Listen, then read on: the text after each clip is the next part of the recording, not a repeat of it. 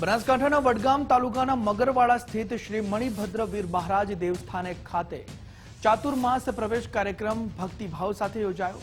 કાર્યક્રમમાં ભાજપના પ્રદેશ પ્રમુખ જગદીશભાઈ વિશ્વકર્મા, રાજ્યના મંત્રી પ્રવીણભાઈ માળી, સ્થાનિક ધારાસભ્યો અને ભાજપના આગેવાનો ઉપસ્થિત રહ્યા હતા। આ પ્રસંગે ભક્તોની સુવિધા માટે નવી એસટી બસ સેવાની જાહેરાત કરવામાં આવી, જ્યારે પ્રદેશ પ્રમુખે ચાતુર્માસના આધ્યાત્મિક મહત્વ સાથે મોબાઈલના વધતા ઉપયોગ અંગે પણ મહત્વનો સંદેશ આપ્યો છે।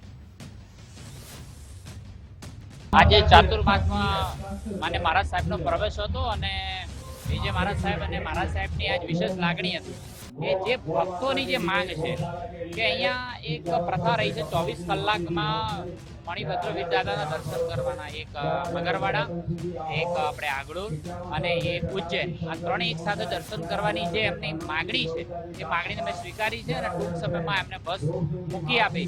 માન્ય મુખ્યમંત્રીશ્રીના નેતૃત્વમાં અને માન્ય હર્ષભાઈના નેતૃત્વની અંદર આપણી જે સ્પિરિચ્યુઅલ ટુરિઝમ સર્કિટ છે એને ડેવલપ કરવાનો હંમેશા અમારો અભિગમ રહ્યો છે।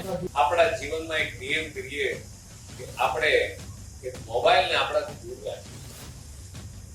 મિત્રો, છતાં મોબાઈલને દૂર રાખશો ને તો ઘણું બધું પરિવર્તન આપણા બધાના સમાજના જીવનની અંદર આવશે।